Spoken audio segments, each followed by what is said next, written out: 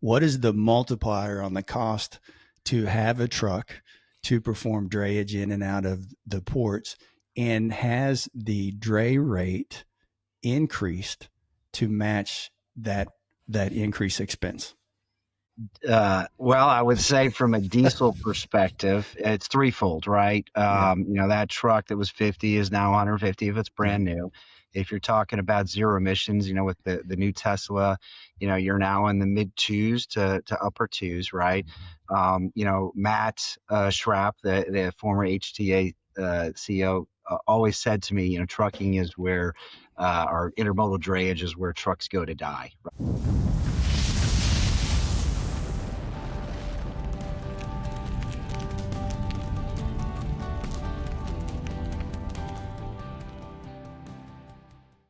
Hey, KP, what's going on?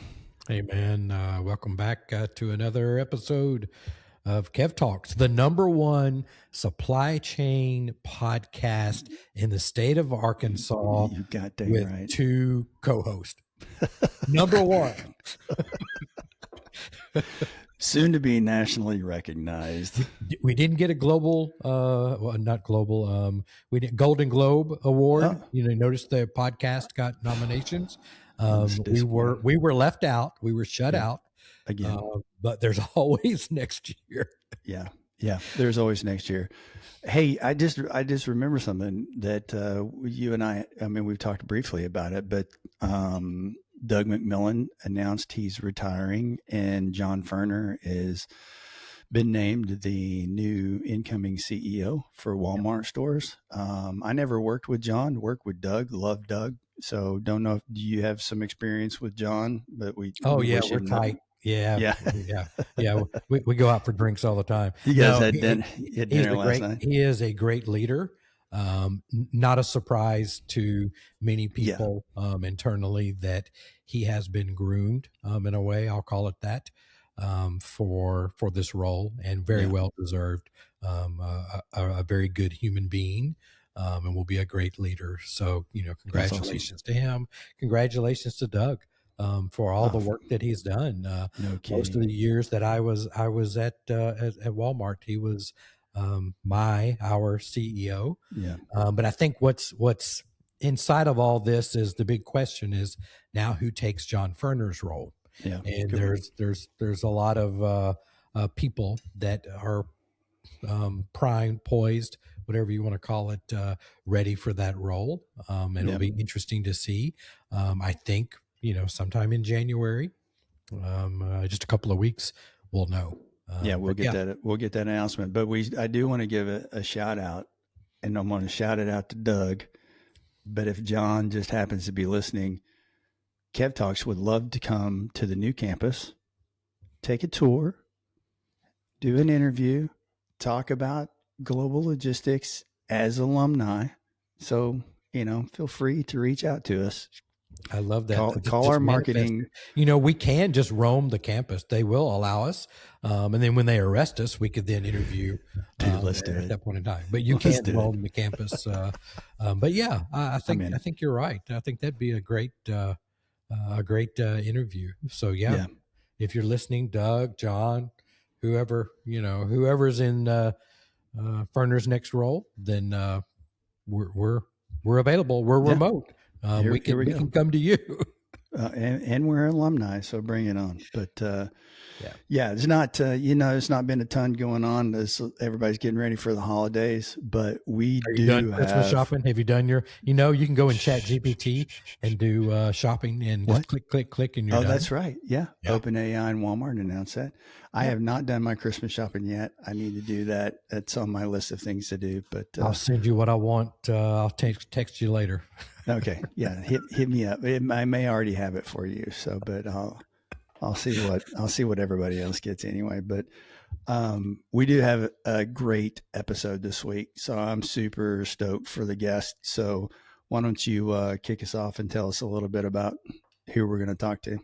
Yeah, I'll say the theme of this episode is trucking, which I know is near and dear to both of our hearts. Our careers really kind of started in trucking. You've got a lot of family that have been in the trucking industry. Yep. But on today's episode of Kev Talks Real World Global Logistics, we're joined by two heavyweights in the transportation and logistics world. First, Jim Gillis, president of the Pacific region at IMC Logistics, a return guest. Yep. He's been on, joined us, I believe, back in May, episode 30.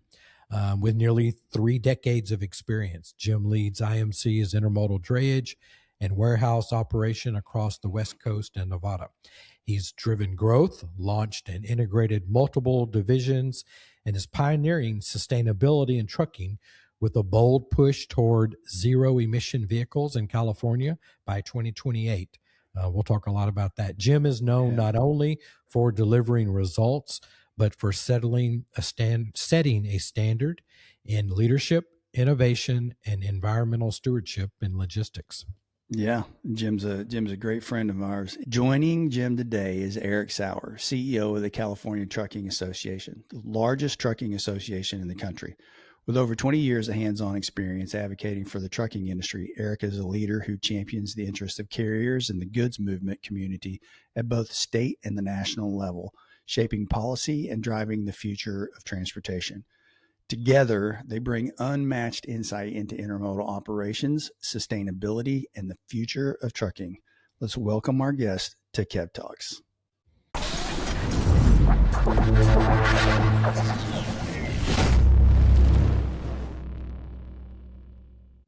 We've got a real treat here.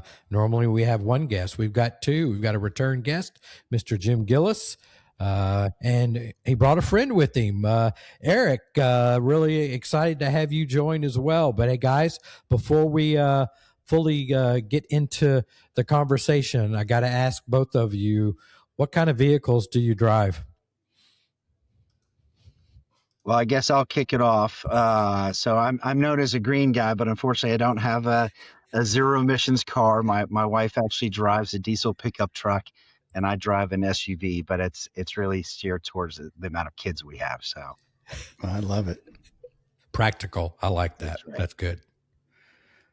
All right, Mr. Bronco, Eric. Yeah, I'm probably the most impractical person with cars. So I do have a 1971 Ford Bronco that probably gets 8 miles to the gallon. I actually purchased that from one of our members who constantly gives me a bad time about how great of a deal he gave me on it. My daily driver is a pickup truck with a diesel motor, which I used to live in the foothills, and I got it to transport hay. Wow. I don't live in the foothills anymore, so I'm driving around town in a diesel pickup truck now. So nice. Wow. Chevy, Ford, or Ram? GMC. Yeah. Okay. Yeah. It's got the 6.2 liter or the 6 liter. It's got it's got the Duramax turbo diesel in it. So nice. It gets pretty good gas mileage. Heck yeah, those things are awesome. But what color is the Bronco? It is grabber green. Wow. And it's got a personalized license plate that is 71 Hulk because it is green. I love it. Is it got the 302 or the 351? 302, 3-speed. It's popping out a whole whopping 170 horsepower. Yeah. It's time for a new motor that's going to have 390 horsepower in it. So yeah. So looking forward to that. The change. 3 on the tree? No, it's on the floor. So you put it on the floor. So, but it's pretty cherry. Oh, sweet. And Eric, did you say crabber green? Grabber green. Grabber green. Okay. Grabber. Oh, I thought you said crapper green. yeah. That would have been crapper brown. Well, listen, hey, you got to send us a picture now. You know, I will. The audience is going to want to look at it and see it now. Just a reminder, though, guys, this is a logistics podcast, not a truck podcast. So. Oh, come on now. Hey, it's all logistics, dude. Logistically, it was transported from one of my members on a low bed trailer. So, it was kind of involved throughout the whole process with the industry. That's awesome. Yeah. Well, listen, guys, we're really excited to have you join us. Really excited to have Jim, have you come back. But give our listeners who may not know your day-to-day, kind of give it just a little bit. What does your role look like right now? What do you do today? Are you talking to me or Eric? I'm sorry. Either one. This is going to be, a learning curve for me. I'm used to having one guest, so I'm going to probably have to mention, one of you. Maybe Jim, you start, but maybe tell the listeners just a little bit of what you do. Sure. Them. So I'm responsible for the strategic operation of IMC Pacific, which is anywhere from the border, all the way up to Seattle, Washington. So I really spent a lot of my time devoted towards sales, talking to customers, talking about problems. I talk to stakeholders in the industry, such as the port, talk to fellow trucking company owners and operators, and then spend a bit of time talking to the guy who actually means the most in our business, which is the drivers, right? And trying to understand, their headaches and their problems that they're seeing on a daily basis. Wonderful. All right, good. Eric, you're the newbie. Sure. How long do we have? As long as you want, man. Buddy. Yeah. Well, considering I've been with the association almost 25 years, I could probably talk a lot. But anyways, I am the CEO of the California Trucking Association, and the association is one of, if not the largest state trucking association in the nation. We've been around over 90 years. We provide, I like to call us, we're like the California Chamber of Commerce for the California trucking industry. And we provide advocacy on behalf of our members, a lot of programs, educational sessions, and, you need a lot of that, regulatory compliance information. So we provide a full service benefits to members of the association. And it's California, so there's never a dull moment. We've always got our hands full. You said it. Yeah. Well, good. That's a really good segue, to kind of talk a little bit about what's the state of trucking in California. And this really, I'm going to give a couple of questions. This is really for both of you to kind of help the conversation. But if you had to describe the landscape of California, and that could be opportunities, pressure points, what's getting better, what's getting harder, and Jim, maybe how have the ports and the inland networks evolved since the last 5 years, since the pandemic years? Well, I would say I'm generally an optimist, but I would tell you that the state of trucking in California is a little bleak right now.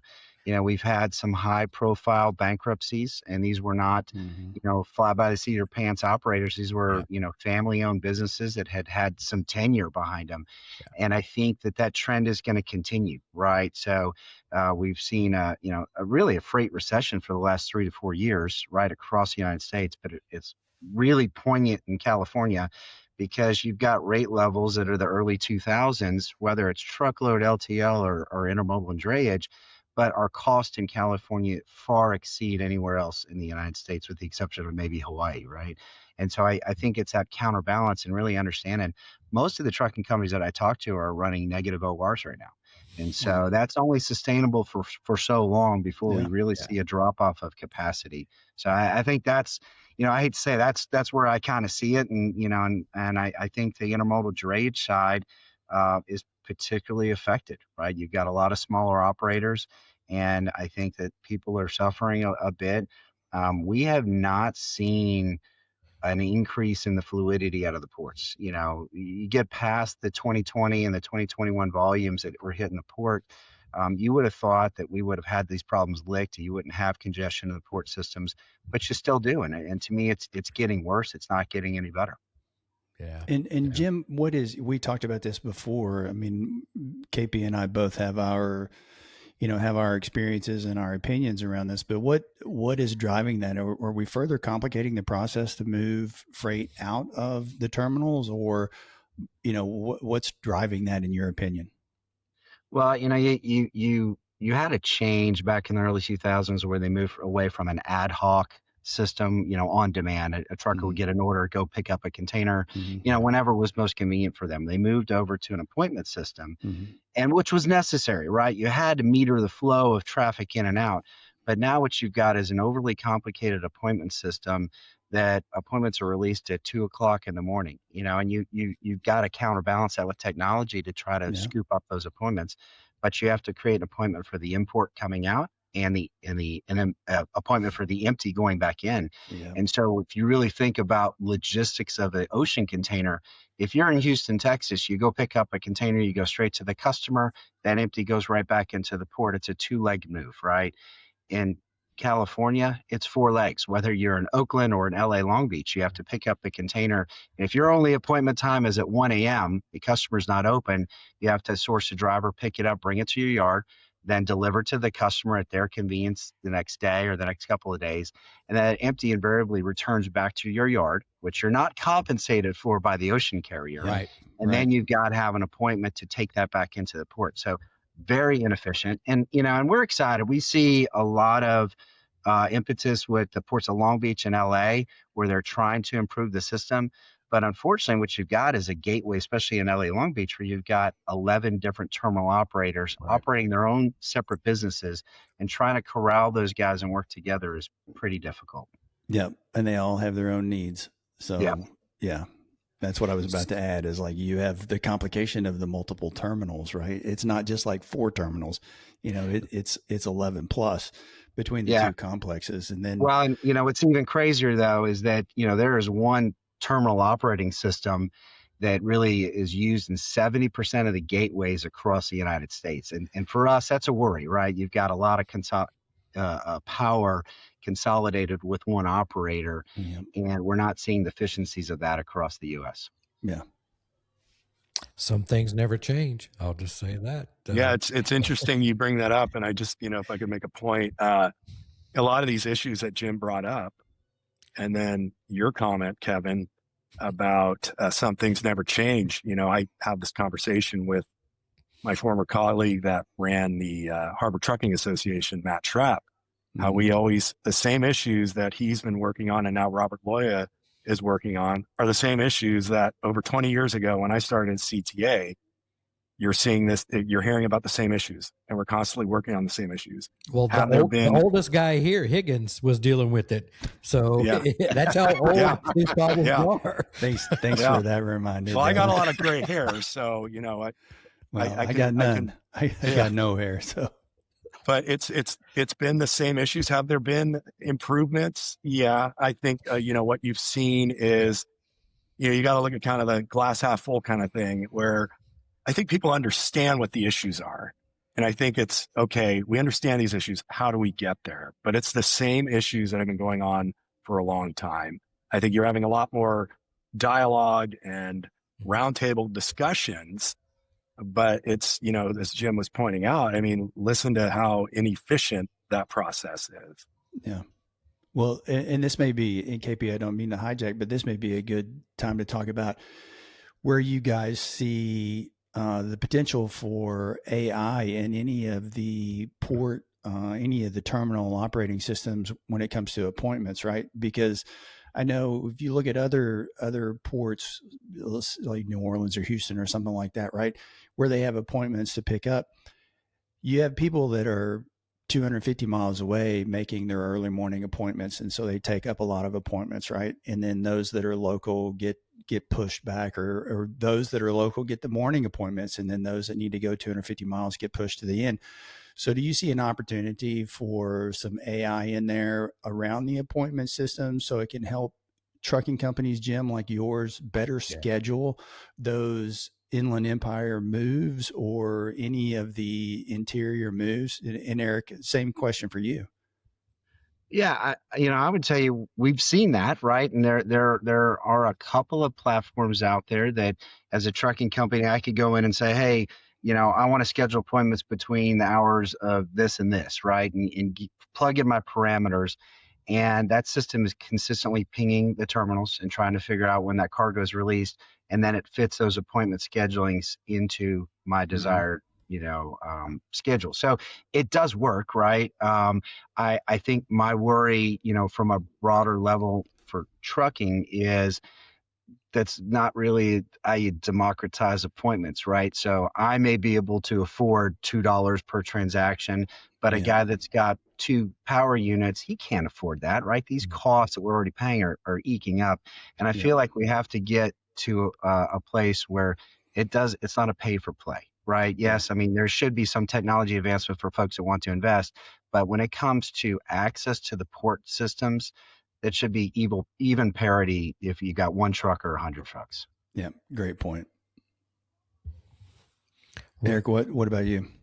Yeah, for us, and speaking, regarding our members and the industry, kind of what we see is when it's no secret, a lot of the industry is kind of slow to embracing technology and kind of making that investment. There's a cost there for these types of things, but as things have changed and to make things more efficient as a business in California, I think you obviously have to look at all the opportunities that are out there to help your business improve. And that the flip side of that also is, not just with the ports, but with the state. And if, I'm going to divert a little bit, but it's kind of along the same lines where, one of the hats that I wear with the association, and I have for many, many years, is I'm the chair of the Caltrans Transportation Permit Advisory Council. And that group represents heavy haulers that move large items and equipment out of the ports as well as all throughout the state. And it requires a permit to operate on California's roadways. And since I started here back in, I remember it was 2001, there was a tragic accident, and it was a routing issue that Caltrans made. And unfortunately, it involved a truck, I believe, hitting a car. And unfortunately, a few people perished from this accident. And the truck was off route. And there was a hearing about it. I believe it was Senator Dunn's district. He held that the accident occurred, and he held the hearing. And Caltrans director at the time said, next year we will be, to help safeguard this, we will be utilizing a fully automated transportation permit system that has all the safeguards in place that would prevent these types of things about trucks being off route. And we're talking 24 years later, and we still don't have that. Wow. And, there was an effort to get federal funding to put that program in place for Caltrans. And unfortunately, California has lost some federal funds recently that had to do with the ability of the state to obtain those funds to move forward with a fully automated system. So I'm just trying to draw the connection on, it kind of works both ways, when you're working with state agencies, local entities, and the industry. So along those lines, Eric, it sounds like you're right in the middle of policy type conversations. Share with our listeners what's on the horizon that carriers and shippers should be paying attention to today. Yeah, and my background with the association was I was in the policy and regulatory and advocacy shop up until I got promoted a little over 3 years ago. So fully aware of kind of the hurdles that the industry is facing and what's coming at us. I think the big ticket item in front of us is what's happening following the withdrawal of the waiver from CARB and the EPA regarding the Advanced Clean Fleets rule and what's next. I mean, this is California. We know where they want to go. And for the most part, there's a lot of other states. And I think the industry as a whole understands that the transition for zero emissions fleets is going to happen, but it just has to happen in a reasonable and realistic time frame. Mm-hmm. But following that withdrawal, a few weeks after, Governor Newsom, he issued an executive order requesting that state agencies, including CARB, provide some recommendations through regulations or other means without federal approval to advance the adoption of zero emission vehicles. So that process has started. And what we've told our members is, hey, the battle was won on the ACF, but this is California. They're not going to stop. They're going to continue to push something out. So they initially, they've started gathering concepts and possible proposals for future rulemaking that they're going to push out in 2027.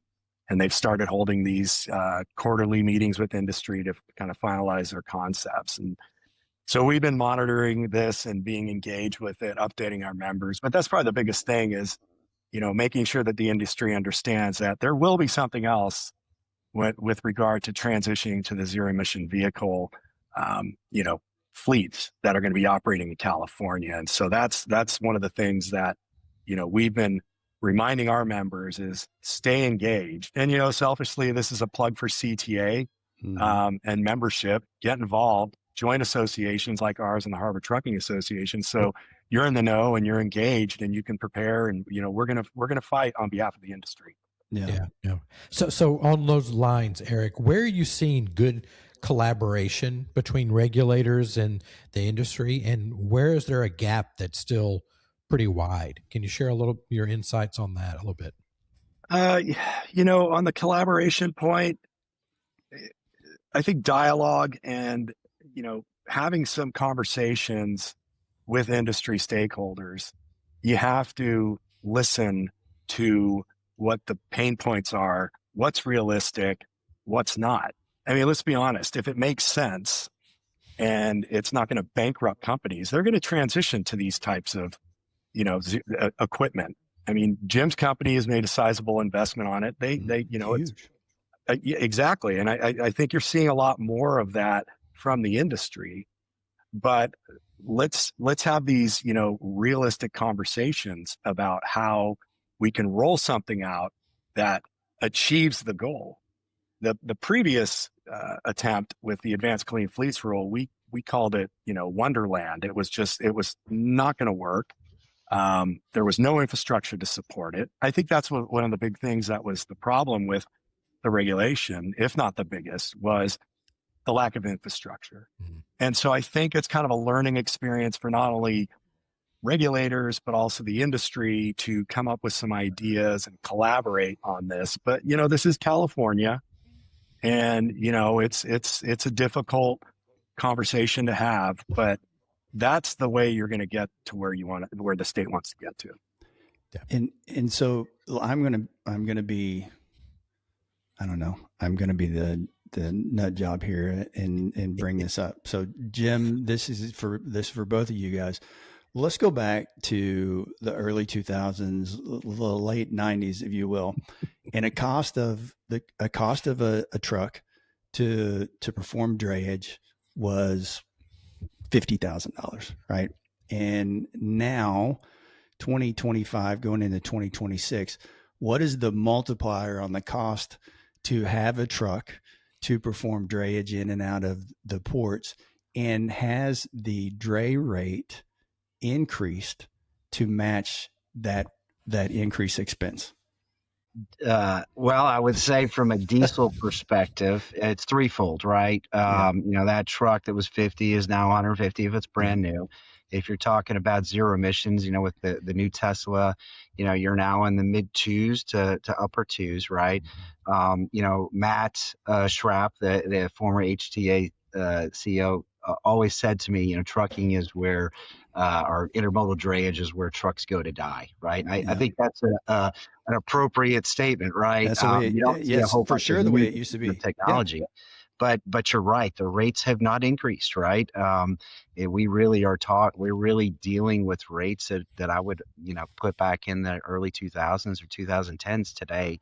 And so, no, you're not getting increased compensation for those new assets. Yeah. So my point in asking that question is, Eric, to your point about collaboration, right? And getting involved in the dialogue is the shippers, the beneficial cargo owners, the importers and exporters need to engage in that conversation, and they need to understand what is going on from a policy perspective, how that impacts their drayage partners, and how that impacts the cost to move those goods in and out of that port complex, because it's not just driver wages, it's the cost of the truck, it's everything, right?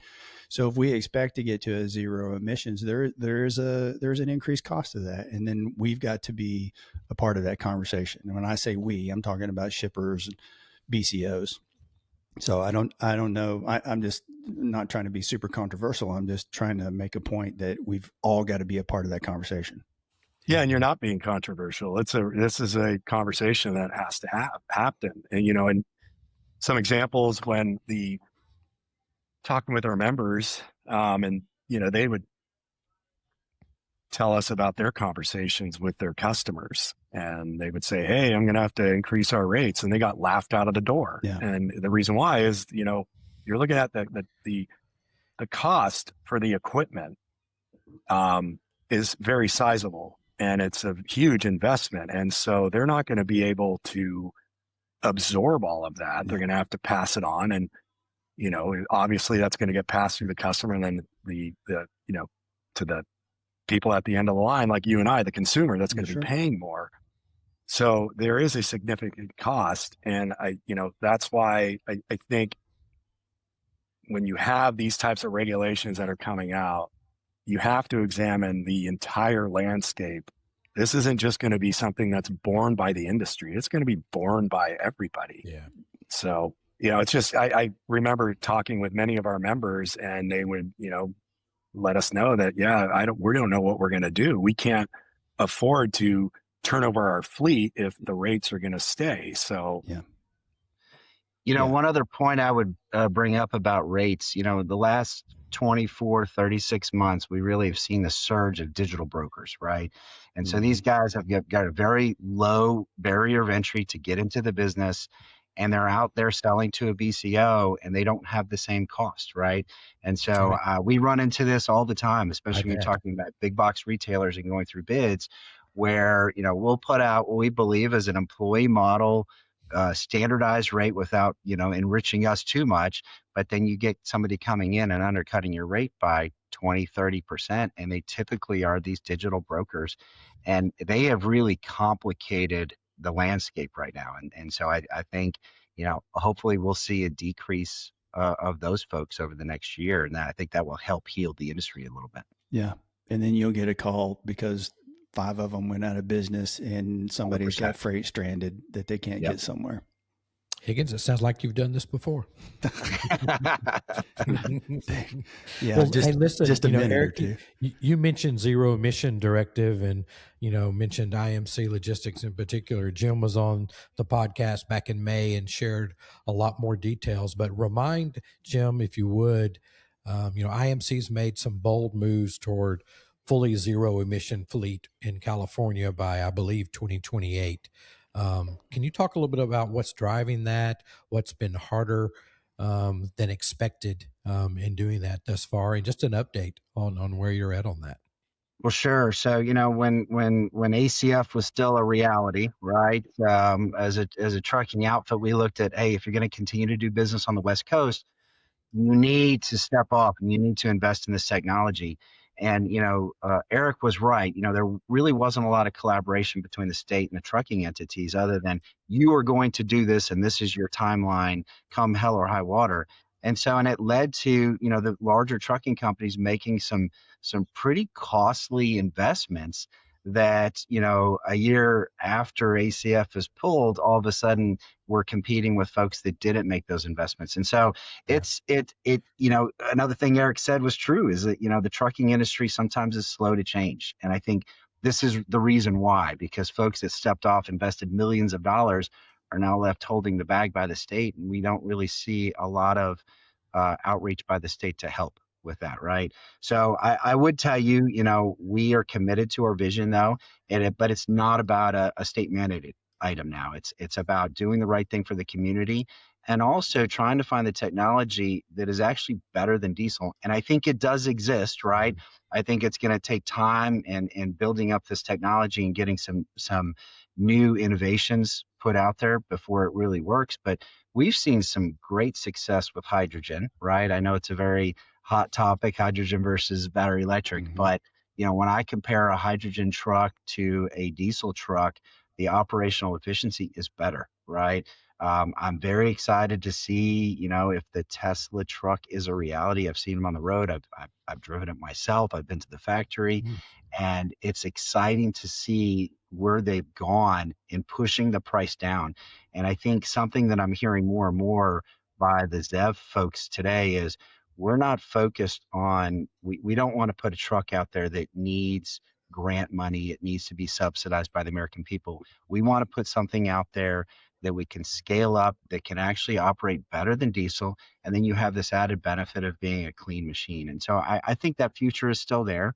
I think that we did a pause for this year. We didn't really add in any more trucks, but I'm geared up next year to start adding in some Tesla trucks. I'm less optimistic at hydrogen right now. I think that the Nikola bankruptcy taught us a lesson. I think that brand is resurging. It's coming back, but it's going to take some time. Okay. And right now, there's really no other OEM that's stepping out there with fuel cell technology. I think we're a couple of years away, so it's really going to be batteries that are moving forward. But I'm still excited. I think that we're at 56 units. I think we'll add another 50 next year. And I initially a couple of years ago, I think I told everybody 2027 would be completely ZEV, and I think that date's really 28 or 29 now, but it still is in the vision. Yeah, good. Well, Eric, let's talk a little bit about the drivers experience and what you're hearing from drivers about day-to-day operations today, and talk a little bit about, if you can, a little bit about the talent pipeline, improving, struggling, all of that. Sure. I think, what Jim mentioned right out of the gate is, the most important spoke in the wheel essentially are the drivers. And, I think I'm kind of a glass half full guy, silver lining person. And I think what COVID showed was the reliance and the importance of the role that the truck driver plays, not only in California, but nationally. And, it did bring pay up. So you're seeing pay has been increased for drivers over the last few years. I think you're seeing a lot more from companies investing in retention efforts. One of my favorite things to do as the CEO is participate in our driver betterment programs, which is the Truck Driver Championship. And then we also have a Driver of the Month banquet, both North and the South recognizes the safest drivers. But when you go to those events and you see the camaraderie between the companies and the drivers, and, sometimes children are at the events and they're so proud of their mothers and father for being a truck driver, it really kind of brings everything to home, or brings it back home on why they do it and why it's so important. Mm-hmm. And, from a driver's standpoint, it's California. I get it. It's a tough job. There's a lot of congestion. You've also got to deal with, route issues. So, from a, truck parking, California is historically number one or number two in least amount of availability for truck parking. There's been efforts over the last few years to improve that, or look for ways to, be able to provide more availability, safe areas to park. But what we've noticed on the truck parking, the trend that we've seen over the last few years is a lot of these local jurisdictions, they are adopting ordinances that prevent truck parking in areas that they've historically been allowed, like industrial areas. Right. And as in a statewide association, I think there's 58 counties in the state. We're a statewide association. We can't track all of these things, or, there's 433 or 432 cities in the state. So when these things pop up, we're usually finding out after the fact. And so what we've been trying to do is get out in front of it and at least try and advocate on behalf of the industry that, hey, if they're not going to be able to park here anymore, then where are they going to park? Right. And so, I really hand it to the drivers for what they do, what they provide. They are so important and critical to the success of the industry, but also to the economy for the state. 100%, man. Drivers are where it's at. We'll always advocate for the drivers. My dad was a truck driver. My mom was a truck driver. My uncles. So yeah, I appreciate your support of those people behind that wheel. And hey, who doesn't like the old, I was a big fan of the trucker movies from the 70s, like Convoy, don't get hit with started. BJ and the Bear. we could do another show just about that kind of stuff, but we totally should, because that would be 100%. Yeah. Like, what's Greg Evigan up to now or something like that? But I've got an entire playlist of movies from the 70s that are trucking movies. Yeah, I got the bug early, and I don't mean to digress, but I guess I will. But I went to the Viking Freight truck rodeo when I was, I think, 8 or 9. Oh, wow. And I was hooked. And there's a picture of me in one of our magazines. They put it in there of me with my buck teeth and a Viking Freight hat that's too big for me. But yeah, I've been a big fan of the industry for a long time. Yeah, same here. Higgins, there's the hairs on your arms standing up. Are you just getting excited? I love this. Like, what? I'm goes with that. I'm tempering myself because I want to go in that next room and grab all my old trucker hats and bring them all. It's a great industry. It's such a great industry. It's why I continue to appreciate representing this industry. Is for what it provides. Yeah. So, my winter project Higgins, what prevented you from being a truck driver? A girl. What? Yeah, there's a story there. No, I can. Yeah, I know that story. Yeah, I can. That's another episode. I can drive a truck. I've driven 15 speed with a splitter. So it's been a long time, but I could do it if I was forced to. So Eric, you talked a little bit about a variety of these things. So what changes would help drivers the most right now? We talked about parking. We've talked a little bit about pay structure. Jim did. What technology? We started off talking about AI. A little bit of the regulations of those. What helps drivers the most right now? I think the convenience of doing the job. The technology in the cab, and Kevin was talking about 15 speed. I mean, you have the automatic trucks now, as far as I've actually driven one in one of our members' yards. So if I can drive one, then come on, anyone can. But I think what you have to do as the industry is, the driver pool is getting a little bit older, and we have to backfill that with the younger generation. And it's getting that younger generation more involved. And you have to show them kind of what the technology improvements, the pluses of the jobs. It's not for everyone. I understand that. But, the pay has, you've seen, significant investments in pay and improvements for driver, the investments of retention. I know Jim's company is all about that, like celebrating and recognizing the drivers and, making that investment in the drivers. But, it's like with every other job, there's going to be some, hurdles and issues. But I think with technology advancements, pay, trying to work on these issues that, would make things a lot more beneficial for them, as far as truck parking, I think those are the things that we just got to keep honing in on. And are you seeing companies like, Truck Parking Club and others like that, Secure Space, back before they sold to WiseTech, are they helping move truck parking in the right direction? Are you seeing that in California? Because I know, maybe some of them are still over on the East Coast, but are you seeing any of those platforms actually helping advance that? I got to tip my hat to California, Caltrans in particular. They did have a truck parking task force put together a few years ago. And it was comprised of a lot of our members, large carriers, medium carriers, like we had a very good representation.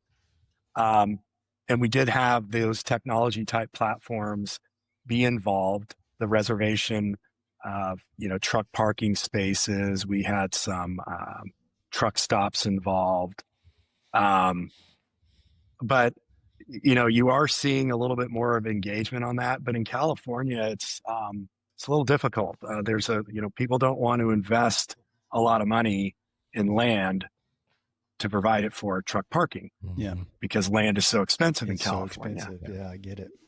So, it's one of those things that's going to be a something that's going to be constantly worked on. But to answer your question, Kevin, yes, some of those providers have been involved. I know our members, I don't know exactly how many of our members utilize them, but I do know that a lot of trucking companies do utilize that kind of the application that their drivers can then utilize.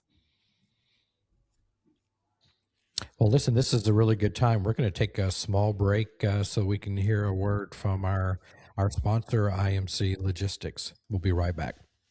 This sustainability series and episode is brought to you by our friends at IMC Logistics, the largest marine drayage company in the nation and a true leader in sustainable supply chain solutions.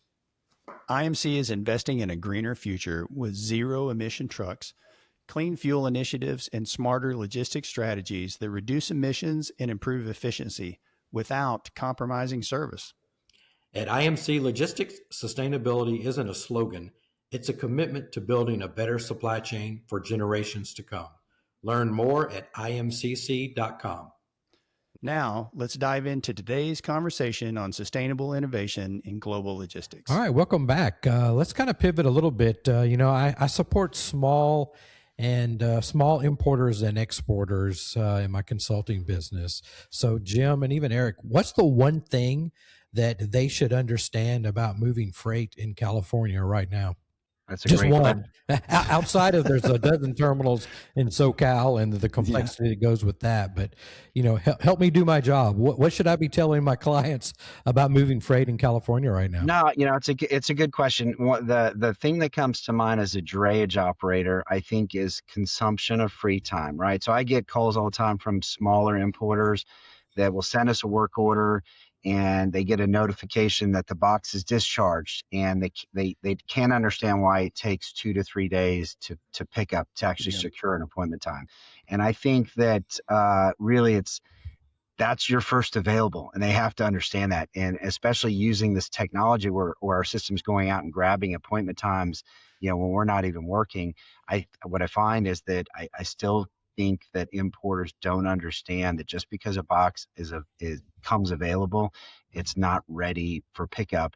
And then the other part of that is that to expect to fight with the terminal operator and the ocean carrier, because a lot of times what we're having is a box isn't available until day 3 after it's been discharged. It's the first available appointment time. And so then you start bumping up against the last free day, and then the argument goes back to the terminal operator and the ocean carrier. You consume free time, which in California is not legal. And so those are conversations we are having every single day. Yeah. And I know in terms of Robert at the HTA, that's his number one agenda item that he talks to everybody about is consumption of free time. And so to me, that's a learning lesson we got to keep, spitting out to the importers. They have to keep talking to their ocean carrier and talking about this problem that's prevalent on the West Coast. Excellent. That's a great point. Wholeheartedly. Yep. Eric, what would you add to that, in general, for thinking about the state of California and trucking in general for a small importer or exporter? What do they need to know? I think kind of beyond a little bit of what Jim's talking about is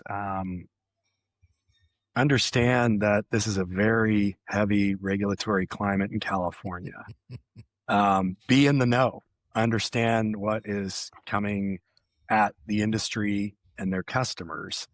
I get asked this question quite a bit. I am a frequent guest on the Mark Willis show on Road Dog Trucking, and he probably every other episode I'm on, he asks, why do people continue to do business in California? And, it's the 4th largest economy. Some say the 5th, but it's, we'll go with the 4th or 5th largest economy. It means that there's a tremendous amount of business opportunity to do in California. However, it comes with many regulatory strings attached and the costs and fees attached to that. And it's just, unfortunately, sometimes it seems like the state just dares companies to be successful, kind of like an Olympic event. Like you are able to compete, you get the prize at the end. It's like if you're able to comply with these regulations, make the investment, you're going to get the gold at the end, or the business at the end. And so, I think what's just the most important thing for people to know is understand what is going on, but do understand, and this is another plug for both CTA and HTA, that associations like ours are always going to be at the forefront of these types of regulation battles, and making sure that, coalitions, I think, another thing that's been good over the last few years is developing coalitions with all stakeholders, all supply chain stakeholders, because if it's affecting us, it's going to affect them. So that applies to the shippers, all sorts of, everybody that's in the supply chain. We're all in this together, essentially. So let's give a plug to CTA. How does someone get enrolled and started, working with CTA? You got to become a member, and it's, you can find us at for more information, caltrux.org. That's caltrux.org. There's membership information there. And so once you're a member, I always encourage anybody that's a member to get involved. That's an investment. You're making an investment to an association, and you can either just sit back and see how things go, or you can be part of the conversation and drive policy. Yeah. We don't make these decisions on our own. These are coming from board members such as Jim and others that are directing us to do certain things, whether it's, oppose a bill, support a bill, file litigation. These are through input and direction from our members. So I always tell people, if you're in any sort of business in California, not just trucking or any other, warehousing or whatever, join the association that's representing you and representing your interests at the State House. When you become a member, do you get like a toaster? Do you get a gift card? What do you get? I'm trying to help. I'm still waiting on mine. Eric, when is that coming? Yeah, I owe Jim a couple things actually, but I could give you guys a truck driver championship belt buckle from 2014 if you guys want one of those. You get your membership information. As far as like goodies and stuff, the swag stuff. No, we want to invest in. We make a sizable investment in our advocacy program. Yeah, and I would put our advocacy representation up against any other trade association in the state. We've enjoyed 4 to 5 really strong years defending and advocating on behalf of the industry.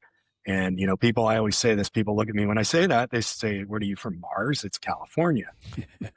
How is that possible? We've been able to really kind of move the needle on a lot of legislative proposals. And, the other tool that we've been utilizing at our disposal the last few years, which is very expensive, and it's not something that we like to pull out, but litigation. Yeah. And we filed, I think, 5 or 6 litigation actions against the state on a variety of different rules and regulations, fighting for our members. Yeah. I want to go back to the truck driving championship, because I would love for KP, we need to, if we had a big parking lot, Jim, KP needs to get in the truck. You might have to scoot the seat way up or something so he can reach the pedals. But I'd love to. We should have a competition. That'd be fun. Why don't you guys come out to ours? Yeah, that'd be awesome. There you go. Come on out. We have one in Southern California and Northern California in the month of April. Yeah. That would be awesome. We had over 1,000 drivers or almost 1,000 drivers compete between both Northern and Southern. Wow. Jeez, man. A lot of competitors. Things. Yeah. I love to watch those things. When I was at Walmart, we always had our truck driving championships, and I'd love to go out there. Yeah. Well, listen, we started the conversation off really talking about the kind of the current state of the industry, and it's tough out there. I think we all agree. We see what's happening, what's going on. But both of you, Jim, Eric, what gives you optimism about the future of trucking in California? Good question. Well, I think Eric said it very well. I mean, the 4th or 5th largest economy in the world is right here. And so there's plenty of opportunity. LA Long Beach is the natural gateway on a drayage side coming in from Asia. It's the quickest and the most economical. And so it could do nothing but grow, right? I am worried a little bit about all the tariff discussions. 2025 was an up and down year. When you get crossways tweet coming out of Washington, that we saw those impacts, right? Yeah. But I still feel like there's some consolidation happening in the industry, and I feel like there's a bright future here once we get past the political turmoil of today. And so, yeah, I think it's out there. I want to echo something about the new drivers coming in. We're starting to see a younger demographic applying, right? That gives me hope, right? If I go back 2 to 3 years ago, it was always, 55, 60-year-old, men coming in. And so now we're starting to see women coming into the industry. I don't know if it's cool yet to be a truck driver, but I feel like we're on that pathway. And I feel like that's the first indicator for me that maybe the industry is changing a little bit. We start getting these younger folks in, we start getting more women in that are embracing technology. That's exciting, right? And I think that gives me kind of a harbinger of hope for me. Yeah. That's awesome. Eric, what would you add to that? Yeah, I think it's really exciting to see the investment of trade organizations and companies recognizing women in the industry. And you see women in logistics. You see ATA has a women, a group that represents women. And you see other state associations that do that because they are involved in the industry. They are, there's some, drivers, there's also corporate people. And so I'm really excited to see, the recognition of that. I'm also really excited to see, as Jim mentioned, the younger generation, I don't want to say embracing it, but I think we're getting a lot more interest there. And there's been, proposals to kind of bring it down a little bit, the age level to get a CDL. Right now in California, you could drive interstate at age 18. Mm-hmm. For interstate, it's 21. So, it's you can drive from San Diego all the way to Oregon with interstate freight, but yet you can't go from Truckee to Reno with an interstate load. So I know there's efforts that are trying to address the kind of that age difference to, maybe get some younger folks into the industry. But, the optimism is, I've been in my 24, almost 25 years with the association, I've probably been through 4 cycles of a downturn. Mm-hmm. And so, I've seen it. And what I've always just admired about the industry is how resilient they are. And, we saw, like during the pandemic, we had members that just completely changed their business model and they've thrived. And so you see a lot of these adapting. It's, I'm not going to sugarcoat it. It is challenging in California. And I do know that these regulations and the cost to be in compliance have had an impact on members and their operations. And we're kind of on the front lines right now of, from a membership standpoint, we're seeing a lot of folks just, hey, we're closing up shop. And, we're seeing a lot of folks that are, they look at their retention or they look at their balance sheets and they're, I would like to say, we're probably like a luxury on their balance sheet. So they're going to look at that and say, hey, we're cutting costs. Sorry. We really appreciate what you do, but we're just really looking at costs right now. So it is a little troubling, but again, this industry is just, so resilient and is able to kind of adjust and adapt. And, as Jim mentioned, I think that things are going to get better. Is there light at the end of the tunnel? Absolutely. Is it going to be, do we have a forecast or a crystal ball when exactly that is? I'd say no, but it's going to trend that way. Yeah. So Eric and Jim, are there conversations that the industry should be having that we're not having enough of right now? Well, cargo theft, right? I mean, that's in the news lately. I think it took a celebrity getting a couple of loads of tequila stolen before it really made national news. But that is a real and pervasive problem in California, right? Whether it's somebody that's breaking into a yard stealing a loaded container or somebody that's peeling something off of a train. I think, and certainly fictitious pickups, right? I think we're seeing these foreign operators coming in here and really hurting the state of freight in especially in California. So I think that the theft issue to me is one that should be a daily conversation. And I think there needs to be a lot more stakeholders involved in California to have this conversation. I agree.